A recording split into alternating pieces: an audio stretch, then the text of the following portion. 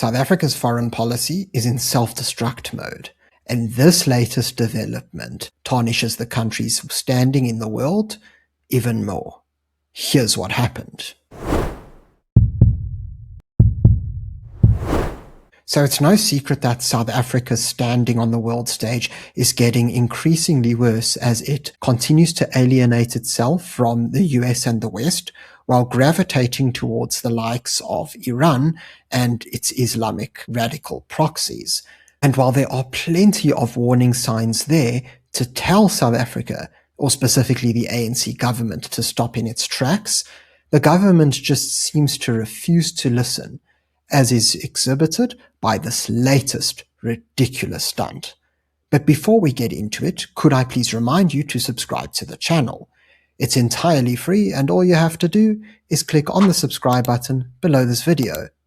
Furthermore, consider becoming a member of the channel. By becoming a Power Club member, you'll be able to enjoy some additional perks. All you have to do is click on the join button below.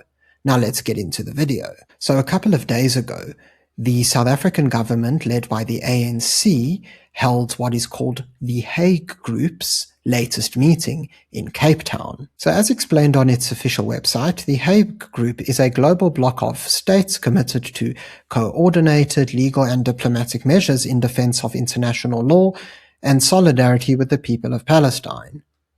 As we can see here, the chairs of the group are the Republic of Colombia and Republic of South Africa, whereas its other members are Bolivia, Cuba, Honduras, Malaysia, Namibia, and Senegal. Now, it becomes pretty clear that there are no developed first world countries involved in this group, and there also happens to be no Arab countries involved in this group. And one has to ask the question, why? What's more, if we take a look at who is involved, we see quite a lot of problematic countries with human rights abuses themselves are in here.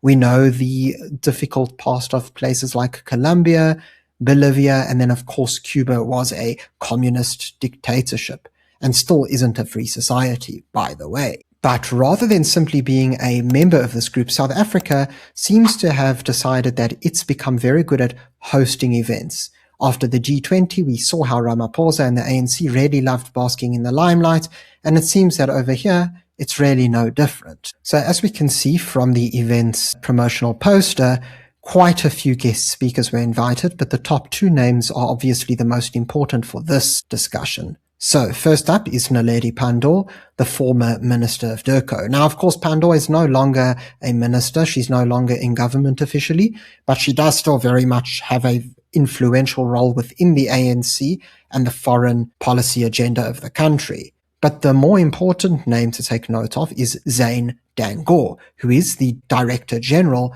of Durko.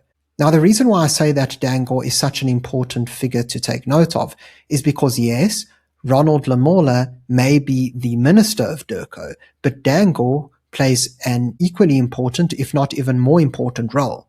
You see, while the minister, Lamola, is in charge of the political foreign policy direction of Durko and really representing the body in a ceremonial way, such as at events across the world and meeting with ambassadors, what we see with Dangor is that he has a very hands-on approach. He is in charge of the day-to-day running of Durko, so he handles the admin, the finances, and the strategic direction. And of course, this Hague Group meeting forms part of that directorate. So as we see over here, we've got a few photos from the event itself. What's pretty amusing is that if you take note of where the photographer is standing, and then we take a look at the next slide, we see that this is a very small lecture hall and not a very well attended event. We see how there's quite a number of empty seats, so it really seems like only their core supporters attended. There wasn't much widespread support within larger South African society. We then have a photo of the guest speakers, and as we can see in the center of the panel is Pandor, and then to her left or our right is Dangor himself. Now, you might be thinking to yourself, well, this is a rather poorly attended event, and it doesn't seem that it was heavily publicized, so surely it couldn't have a very big impact on US relations, right? But here is where the problem comes in. Barely a few days before this event, the United States Department of State posted this Substack article. So, as explained by US Secretary of State Marco Rubio, the United States decided to exclude South Africa from the next G20 event and instead include Poland. But if we scroll a little bit further down the article, we'll see exactly why. So, in this paragraph over here, it explains how, rather than take responsibility for its failings, the radical ANC-led South African government has sought to scapegoat its own citizens and the United States. I am very happy that he acknowledged that this is the ANC who is leading the charge and not South Africa as a whole. As President Trump has rightly highlighted, the South African government's appetite for racism and tolerance for violence against its Afrikaner citizens have become embedded as core domestic policies.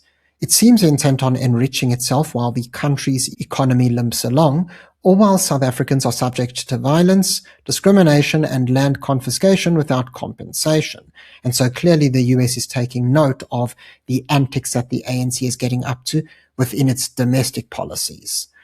Its former ambassador to the United States was openly hostile to America. They're talking about the radical Islamist Ibrahim Rasool and its relationships with Iran, its entertainment of Hamas sympathizers, and cozying to America's greatest adversaries move it from the family of nations we once called close. And so what this shows us is that while the United States takes issue with some of the alleged human rights abuses of the ANC government and its internal domestic policies, the main sore point for the US is how South Africa is behaving on the world stage.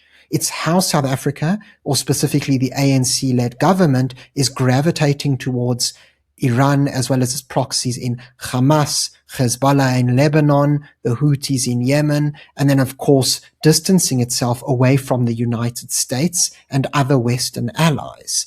And of course, by hosting this kind of Hague Group event barely days later, shows an utter disregard on the part of the ANC for the United States viewpoint. And so, as we've seen, the United States has increased its animosity towards South Africa because of this destructive pattern of behavior. And yet, the ANC government refuses to take a single warning sign seriously. Yet again, it is putting the foreign relations as well as the economic prosperity of South Africa at risk. Thank you very much for watching this video. If you found it informative, please subscribe to the channel for more content. Also, consider becoming a member of the channel for additional perks by hitting the join button below. Until next time, I'm Matthew Cohen, and this is the Power Pod.